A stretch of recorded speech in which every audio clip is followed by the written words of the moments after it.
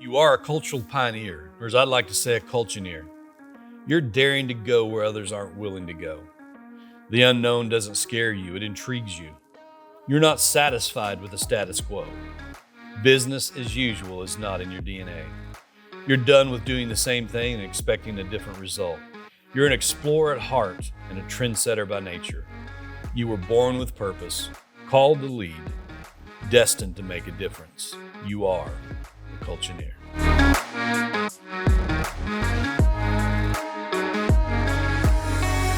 Hey guys, welcome back to the Culture-neer podcast. I'm your host, Terry Gwaltney, and today's guest is proof that grit, gratitude, and good ideas still matter. You know, he's a husband of nearly 20 years. He's a proud dad of 2, retired firefighter, arson investigator. Now he's a small business owner chasing the American dream through his company called the Bow Hitch, a brand born out of necessity, passion, and purpose. If you haven't heard of it, I encourage you to go Google it. We'll have some show links in here for you at the end of the show today. Armando Martinez, welcome to the Culture-neer podcast.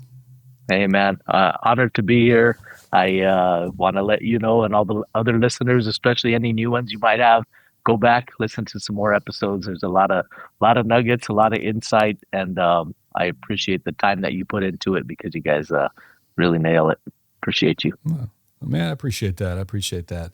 Man, your story's got a lot of layers. Family guy, firefighter. Now you're an inventor and an entrepreneur. So let's just start from the beginning. Maybe let's go all the way back. Like, how did Armando grow up? And then let's tie together a little bit about your upbringing and, you know, how that early part of your life shaped your career and the guy you are today. Sure. So since the beginning, and when you phrase it that way, like my life is kind of where it started right now. You know, I grew up in a beautiful family. My mom, dad, there was 4 of us, 3 brothers and sisters, and grew up hunting, going to mass on Sundays, doing all the things, going to catechism, went to a Catholic high school. And about that time, middle school, high school age, my mom bought into a restaurant. She took over a family business. So, grew up in the restaurant industry, doing every job you can do at a restaurant. The entire time that we're going through the restaurant, I'm kind of learning how to hunt. It's kind of old school hunting with my dad. And, we live out in New Mexico, born and raised in New Mexico. And so back then it was a lot of driving around, handing beer up from the back seat. I was in the back sitting on a cooler, and every time one of the uncles or whoever would want a beer, I'm the one handing it up. That's kind of how I started to hunt. That's really kind of old school in New Mexico. So since then we've evolved. Everybody's gotten a lot better and a lot safer. But I grew up hunting and loving the outdoors and loving watching hard work. My dad did 38 years with the phone company. Would leave before we went to school and come home tired and dirty and work as much as he could. And even though he came home tired, he came home loving and wanted to give us as much as he could. Like I said, the restaurant industry was a blessing that I didn't know I was receiving at the time, because I learned all of these skill sets, whether it was in the back with the cooks, whether it was in the front with the employees or with the customers. Like, I'm learning all these things and how to treat people, letting them know, like, hey, what you need is important to us, because if you're not a happy customer, you're not going to come back and you're not going to tell your friends. Evolve into hunting a lot more, pick up archery, getting a little bit better at hunting. And then I get into the fire department. I was a 22-year-old punk that got in as a young man and didn't know any different, and was another blessing that I didn't know I needed. My career in the fire service was a pretty awesome career. I did 19 and a half years total. I ended up buying a year so I could retire a little bit early. I retired in August. 3 years ago is my anniversary. So I retired and went hunting for a month and a half, and was pretty epic retirement send off. but the fire service kind of carried over from the restaurant industry where you just have to treat people right, and the good officers are the ones who make, no matter what the situation is, you bring it down 4 notches. When you're good, everybody's comfortable because you're there. And I Mm, really, really love that about some of the senior officers and even the senior firefighters. It didn't matter the rank. When some certain people could show up on scene and you feel at ease because they have they have it under control and they'll help you get to where you need to go. So through that, that was hopefully what people felt by the time I left. Hey, engine, whatever's here, cap is here, we're good. Like I wanted people to feel that when I walk into the room, um, no matter what mm, capacity I was in the fire service. Like when they show up, I want the mom to give me a hug and I want her to know it's going to be okay, or the kid, or um, it's just really cool that certain people have that effect. You can walk into a room and just make eye contact with somebody and you know what they need. That's just a hug right yeah, now. We'll talk about the rest later. Let me hold your baby and they're going to stop crying because I'm not worried. I know we're going to be okay. And yeah. it kind of de That's escalates the situation. yeah. And in business, for us that are leading people, the thing that all people want is they want to follow a leader that is consistent and that they can trust and that's predictable. Meaning, if you're leading and you're going off on people when they screw up, when you're an emotional roller coaster and they don't know which version they're going to get of you today, I mean, you are crushing and shutting down innovation. People are just not going to take the risk to bring a good idea to you. They're just not. They just don't know how you're going to respond, or you're going to have issues within your own company, and they're not going to come to you when you have the authority to solve it. Again, because you've not created a safe environment to know which version of you that they're going to get. And guys, our goal should be to be the same in every room we walk into. I mean, that's really what integrity is. That's integrity in leadership too. I ought to be the same guy at home as I'm the same guy at work. I don't treat certain people different ways because of the color of their skin, because of their economic background, because of their age, because of their gender. None of that. I'm just the same guy in every room, not a chameleon that's trying to change things. And that does bring calmness and it brings security. And so I'm sure you've seen that same thing come over into the business world too. Yes, 1,000%. You treat people with respect, whether they're customers or not customers. You know, you talk to the person. They're not customers. Like one thing that I learned kind of early on is you're not trying to sell to everybody. Like, Mm. I'm making a connection with somebody who might be a customer in 10 years. Like maybe they don't hunt now, but they still follow the page and they reach out and say, hey, happy birthday or whatever. Buy a hat, buy a shirt, something like that, because they value, they appreciate what we do. So, yeah, And you just build a relationship. Yeah. building relationships, and I love to do that. Yeah. Yeah, I think it's neat. It doesn't matter. Nothing's really wasted in our life. I know, I can look back now, almost 4 decades in my professional career. Man, there was a lot of jobs that I did that I didn't like. I did not enjoy when I was there. I didn't see beyond a paycheck in some of them. But there's not one of those that I can't look back and realize there was something that I learned there that I used later. There's something that, you can always learn something from somebody in some situation. Sometimes it's simply what not to do, and in Yeah. other cases, it's, modeling something that has worked for someone else. And I want to aspire to be that. And I think that's what causes people to be successful in business. Because at the end of the day, we're all in the people business. It doesn't matter if we're providing a service in a restaurant, a product for a bow hunter, or installing a roof, on somebody's house. The same common denominator is people. And, you treat people how you want to be treated. That's the golden rule. So, man, talk to us a little bit about, for the guys that don't know, what Bow Hitch is, and kind of how that all came about. Okay, well, the bow hitch is I have one here to show you. The bow hitch is an extremely simple. This is 14 gauge steel. This is the bow hitch. It doesn't look like much and it doesn't make sense. Um, this Sold. this little piece right here, as soon as you put it on your bow and attach it to your backpack, you will never have to carry your bow again. So you just think of Mm. every backpack or woman's purse or satchel, or anytime somebody carries something, they want to strap it to them or carry it somehow so your hands free.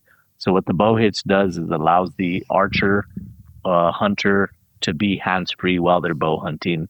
Um, there's never been anything like it, which is actually one of the biggest hurdles that we have to overcome. Is every single person has to be educated on what is a bow hitch. Everybody knows what a bow sling is or a rifle sling. That makes sense and it computes in the brain, but nobody knows what a bow hitch is. So once you see it, the light bulb goes off and you're like, I understand it now. It's kind of like one of those pictures where once I explain it to you, you see what's in the picture. Um, so it's awesome. Mm. We patented it. Like my partner and I are not engineers. We're both firefighters, which is the beautiful thing about this is, the KISS acronym, keep it simple, stupid. Yep. When we're in a fire or we're, on the firearms line or whatever, doing something in arson, when you're in a very intense environment, the last thing you want to have to do is think about how something works. So when we designed the bow hitch, the simplicity of it is kind of the beauty behind the bow hitch. As if you are an archer or a hunter and you've been into a certain situation where the animal is there, the last thing you want to think of is how to take off my bow hitch or take off my sling or take off Quietly, my anything. yes. It's all second nature, right? Right. Or a rifle, you come up, you slip off the safety, you get your rest, and everything is natural to you. You don't have to think about it. So with the bow hitch, there's no moving parts. It makes no sound. All you do is simply slide the bow hitch off of the strap, and you're ready to shoot. So keeping it simple, keeping it simple is the best thing about it. It's a very simple product that's very affordable that you kind of didn't know you needed until you don't have it. Yeah. Oh man, it's just like every great product. It all starts with a problem that needs solving, and that's how ideas come to life. Matter of fact, I'm going to talk to you when we get off here. We're hosting a camp for a few hundred guys actually this weekend, and we'll see if we can't overnight one of those over, and we'll give it away to one of the guys and kind of showcase your product. We're doing the same thing Absolutely. for Tricer with one of their tripods. So Cool. So what do you, I've been to New Mexico. I'm trying to think, what all are you hunting in New Mexico with a bow? It doesn't strike me as a big whitetail country. Maybe it is, but Oh, we have epic hunting in New Mexico. We have very few whitetail, but we have elk, Rocky Mountain elk. We have antelope or pronghorn. We have Barbary sheep, or also called aoudad in Texas. We have javelina. We have bear. We have cougar. We have coos deer, which is a form of a whitetail that's in Arizona and Mexico. We have animals that are called ibex, Persian ibex, that came over from Turkey. We have oryx that were transplanted from Africa. I think I'm missing something else, but we have pretty epic hunting. Mule deer. Yeah. So there's not a lot of brush, is there? In I guess from where we're from, we're in the Midwest. We're typically more forest, hills, that kind of thing. You got a lot of rocky terrain, and there's a lot of small brush. Are you stalk hunting? What does that look like when you're using your bow out in out west? The cool thing about New Mexico is we have everything. We have high alpine forests. We get above tree line, tall, huge pine and juniper forests, all the way down to grasslands that are kind of rocky with sage flats.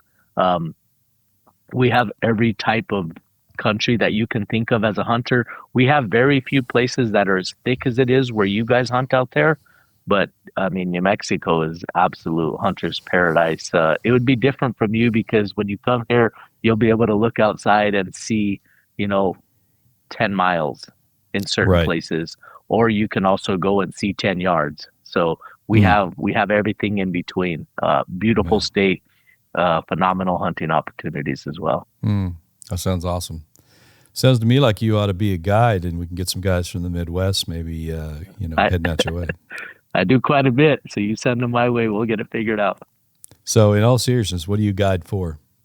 Like what Right, animals? elk, mule deer, antelope. I've done some oryx hunts, some ibex hunts, but Okay. my go-to right now is elk. Like so far we've killed 10 bulls. I go out October 30th, and we have another eight that we need to Mm, figure out how to get killed. But I hunt quite a bit. that's awesome. That's awesome. So you launched your company in 2020. It's interesting. Right in the middle Yeah, of all the uncertainty. yeah. I was smart like that. We launched one of our companies in the middle of the Great Recession in 2008. So yeah, I wasn't Great accused minds of being think real alike. brilliant. Yeah. Yeah.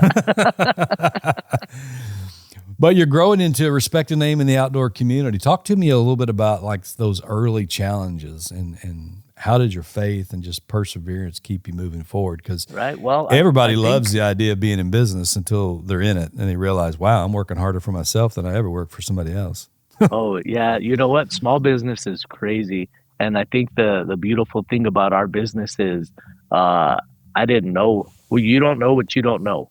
Um, which is kind of a good and a bad. I think I'm glad that I Yeah. didn't know what I didn't know at the time, because had I been sitting here 5 years later, I'd be like, man, that's a lot you got to go through.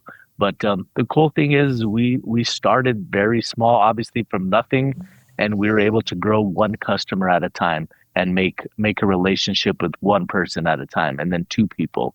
Like to this day, every single person who follows the Bow Hitch, if they don't have a private account on Instagram, I reach out to them and I thank them for following us and I welcome them to the Mm, Bow Hitch family.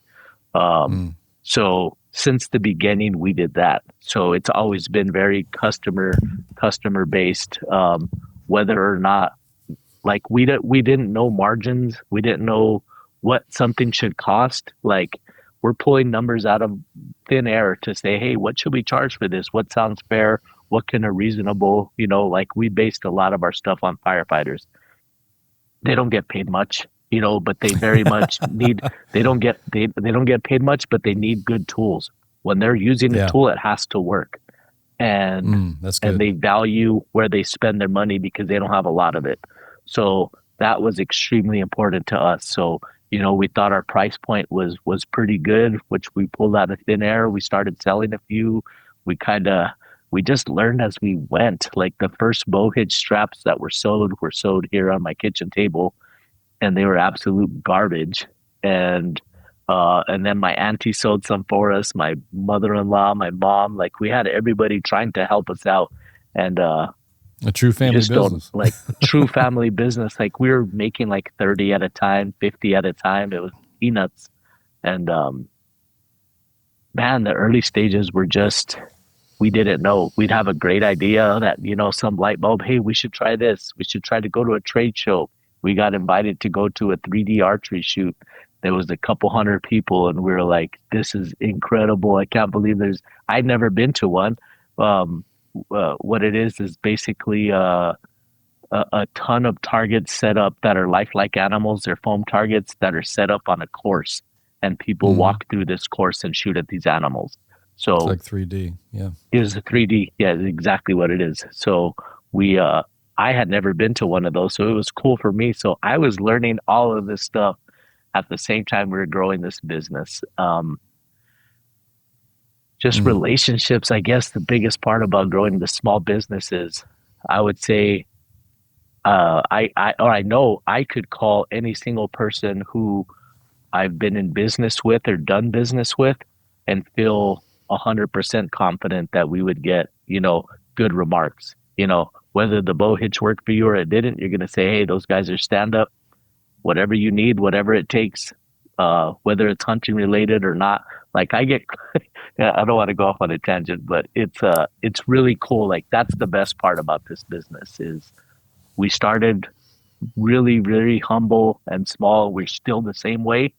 We just have a little bit bigger of a following, but we mm, don't make any money. This has been a labor of love.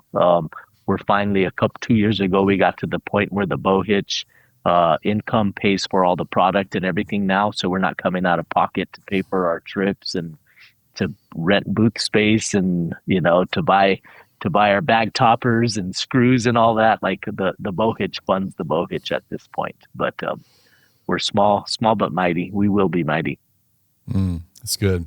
I know kindness is interwoven into everything you do. Talk to us a little bit about your Random Act of Kindness campaign. Like, where did that idea come from? What kind of impact are you hoping to make? Cool. Yeah. So the Random Acts of Kindness is a campaign that we do every January. And this started January 2020.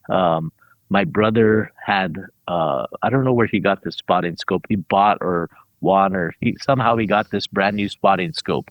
And so this spotting scope, he brings it to my house and he goes, "Hey bro, I want to give you this. Use it for your business. I don't know how you want to give it away for followers or sell it and then use the money to support the business or whatever you want to do. It's just for you to give away."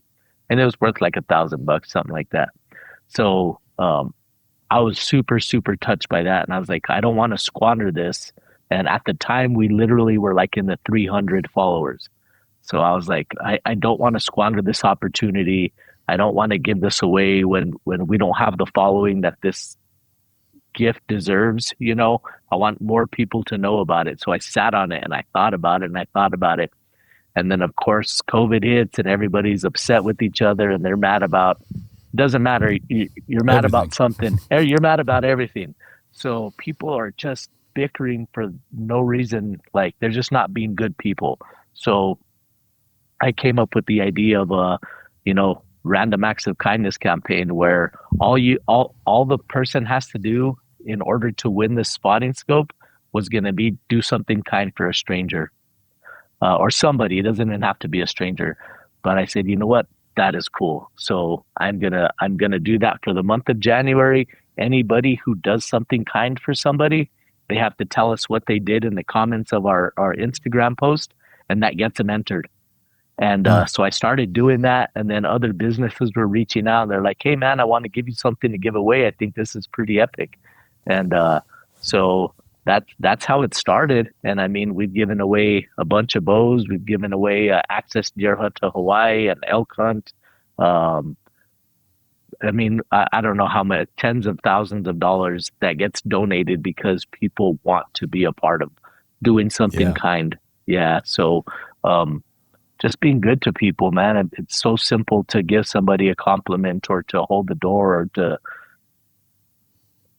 "Hey, how you doing?" Like, "Hey, have a great day." Some people don't hear that in a month, so it's just so easy to be kind. And so I thought during that time, especially, and to start the year out, it's the month of January, let's be kind and start the year out on the right foot. So we are still doing that to this day. So it's pretty awesome. Yeah, it's a great idea. I mean, it's the ripple effect. It all starts with one small act of kindness, and I think if everybody, owned that, man, what a different place this world would be. And as business owners, I think that's part of what we're called to do.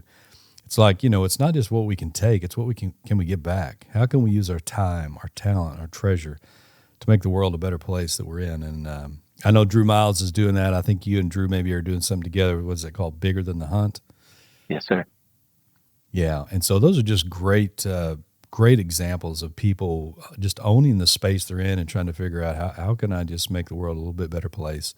How can I show some kindness? How can I love my brother? And so kudos to you. Great job. Thank you. Yeah, so we love it. I know your business is a whole lot more than just selling products. It's about building community. It's giving back.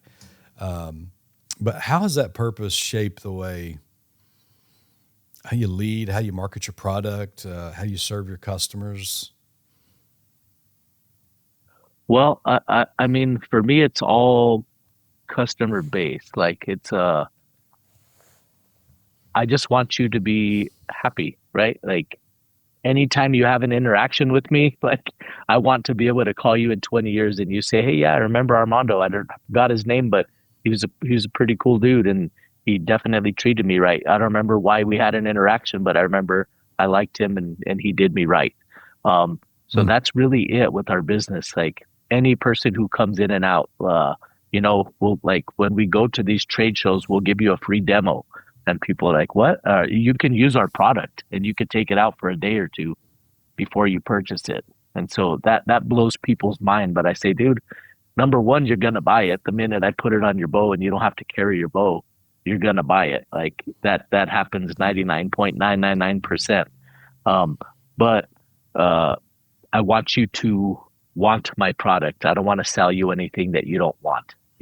Like you need to see the value in it. So I would much rather sell one bow hitch to somebody who sees the value in it than five bow hitches to five people who are like, nah, it's okay. You know, that's not what I'm about. And I think people feel that, and they're like, he believes in this product.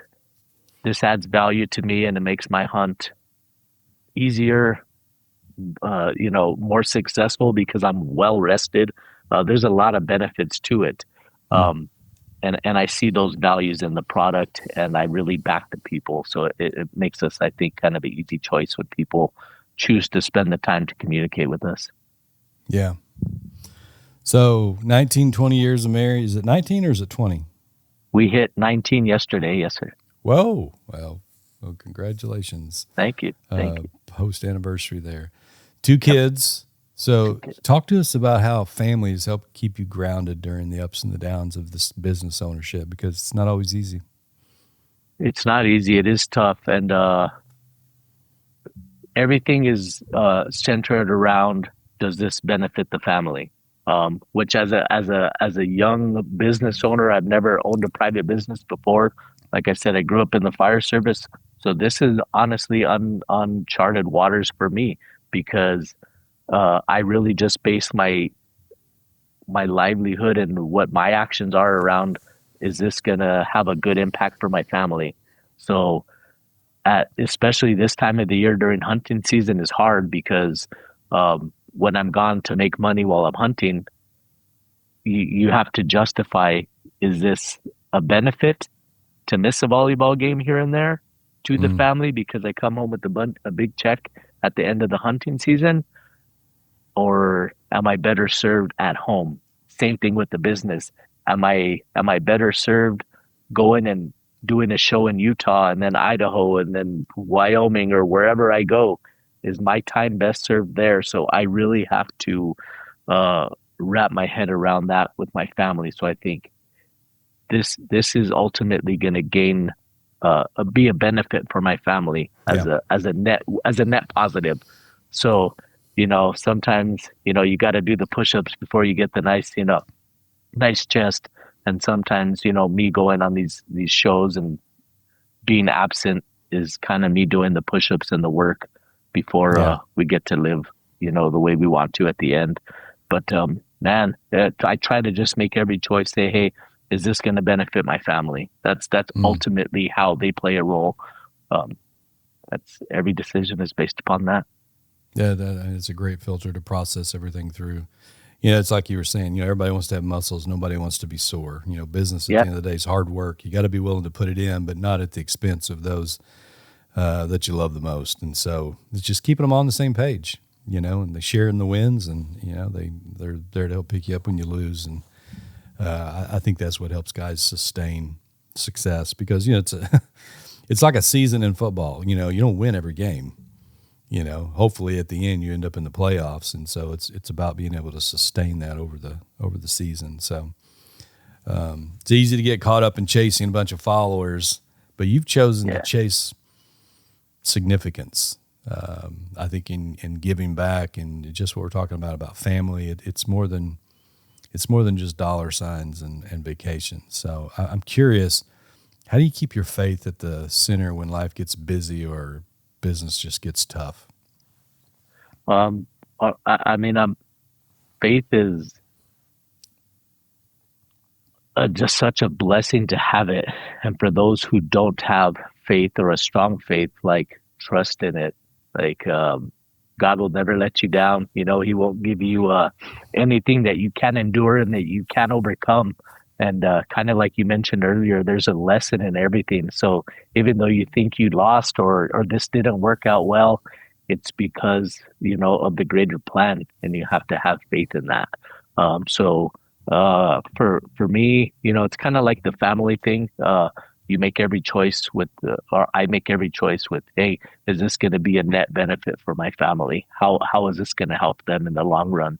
Um, the faith part is I have to believe that, God gave me this opportunity. He gave me a beautiful wife and two amazing kids. Like, he put faith in me to raise them right, to teach them to work hard and to be an example.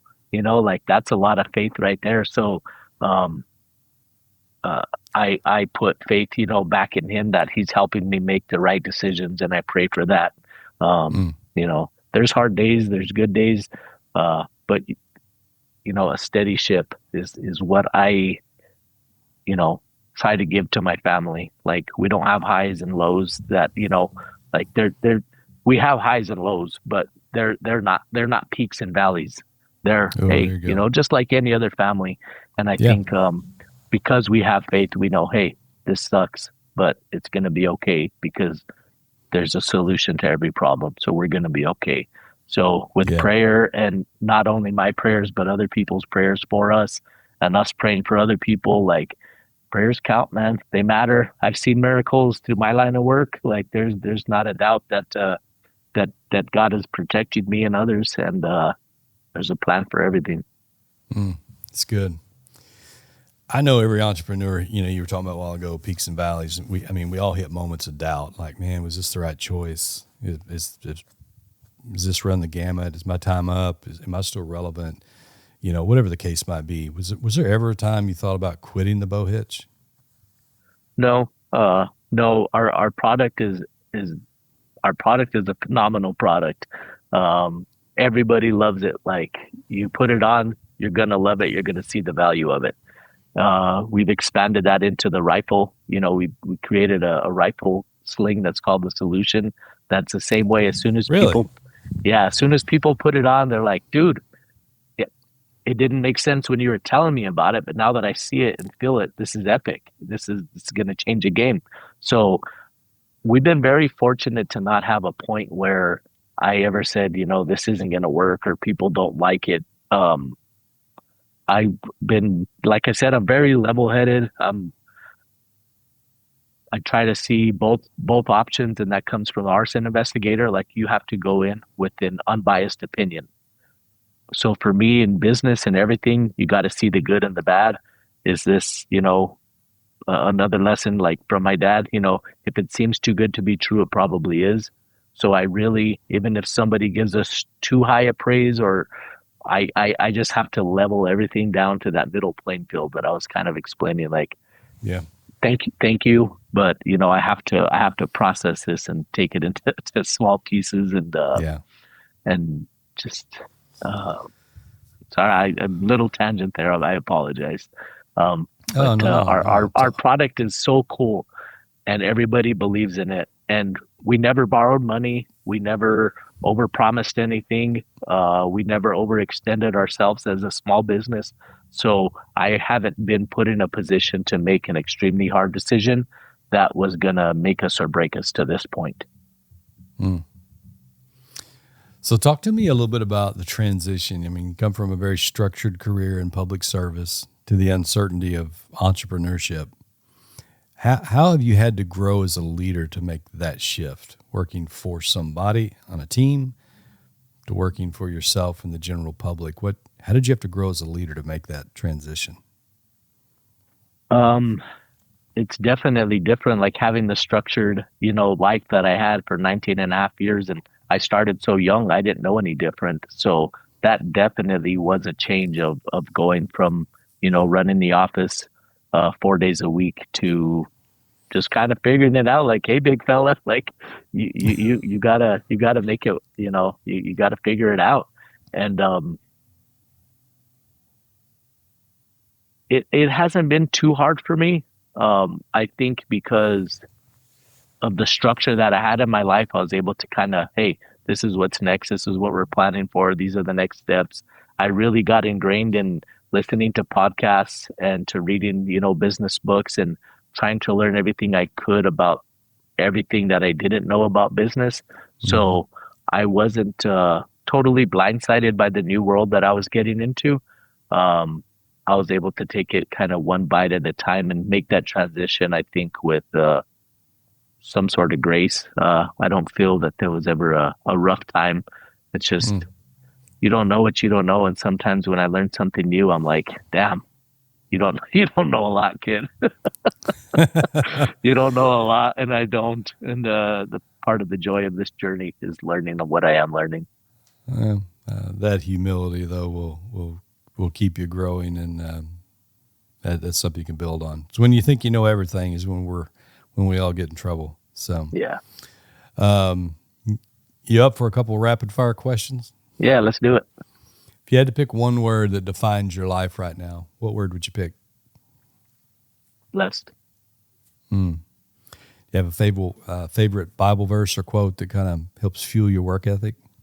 I do, and I try to share this as often as I can, especially with younger people or people at uncertain times that are doubting themselves. But the quote is, I am better than no man, and I am second to no man.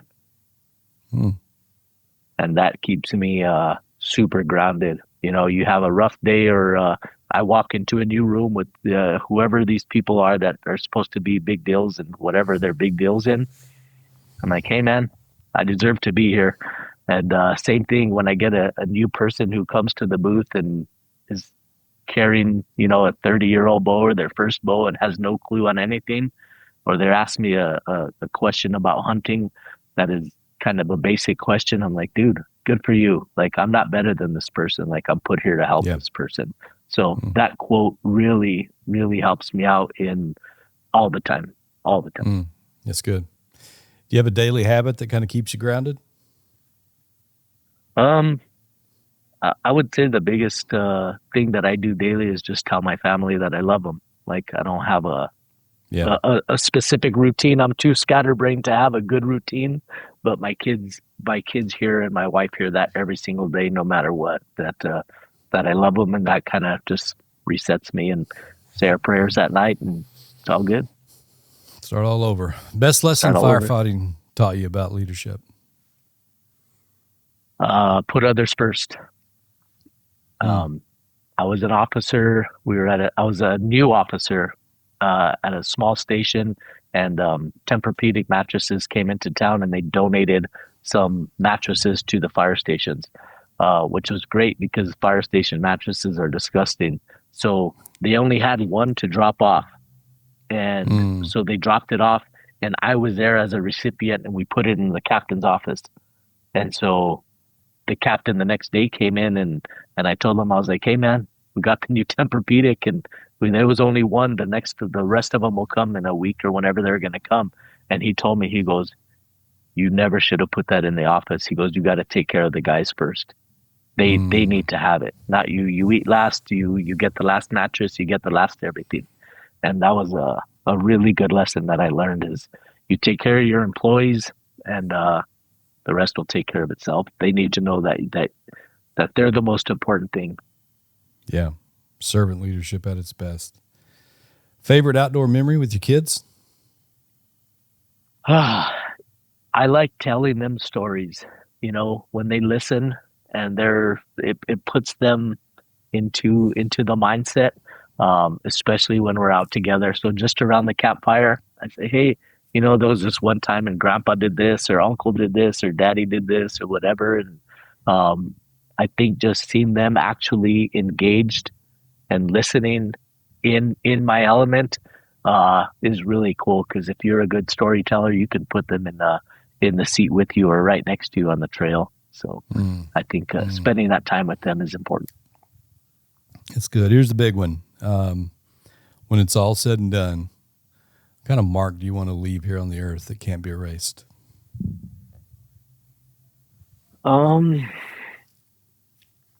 That everybody who I loved, like, you know, like when they show up at the funeral, they're going to be like, he loved me and I know it.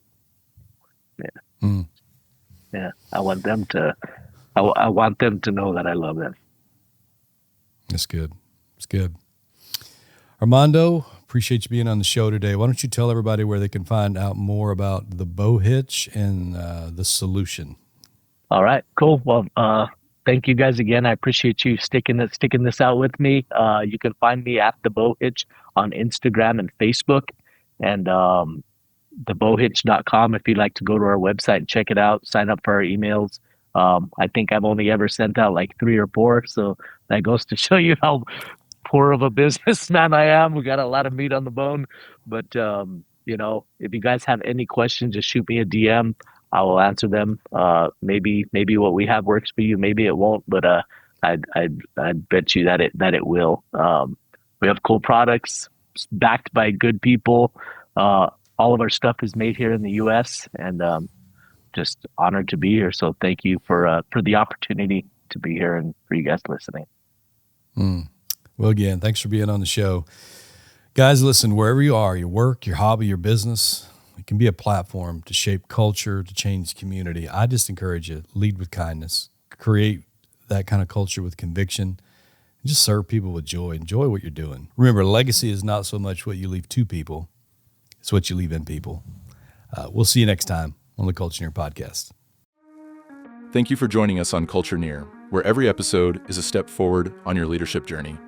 We hope today's conversation sparked new insights and added real value to your life, empowering you to lead with greater strength and purpose. If you enjoyed what you heard, please connect with us. Follow our Facebook and Instagram pages, subscribe to our YouTube channel for exclusive content, and give us a rating on Spotify and Apple Podcasts.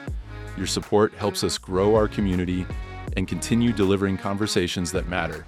Thanks again for listening, and until next time, keep striving, keep leading, and keep inspiring.